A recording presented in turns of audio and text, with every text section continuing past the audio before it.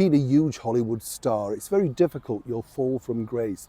No two ways about it, you know, particularly when you've gone through a very expensive court case, you've come out of the other side and absolutely nothing attached to your name.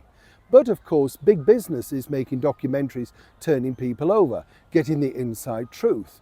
And that's exactly what happened to a fallen Hollywood star recently over here in the United Kingdom on the much maligned Channel 4 station. But how did it truly pan out? As ever, let me explain. Neil Sean here in the very heart of London. Nice to see you. You all right? Yes. We're talking, of course, about a man who literally was an incredibly powerful star. I met him on a few occasions when he was the artistic director of the Old Vic Theatre in London. And whatever people say, he brought that stardust to that theatre.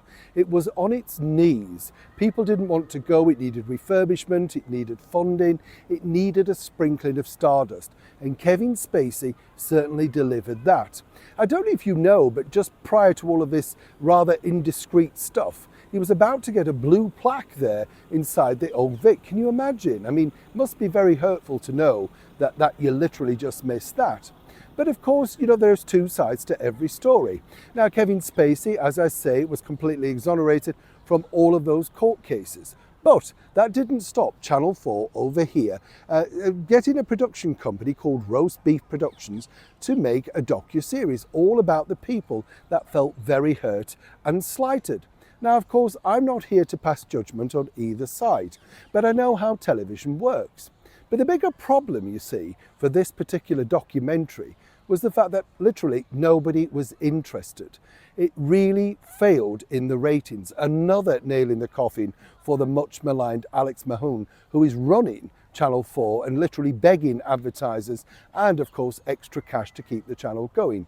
You would have thought she would have done some due diligence as to whether people actually wanted to watch this type of content. Hasn't learnt, of course, from Prince Andrew the musical. Clearly, you get the picture. But here's where it gets really interesting because, and this is the area that I would be more keen to see. As all those individuals that came through on this docu-series were interviewed, one has to remember one thing. They were either actors, people working on the TV series House of Cards, or indeed people that had worked behind the scenes at the Old Vic Theatre. Two things. How much were they paid? I think that's interesting to note. Secondly, how many takes did it take to actually get that performance out of them?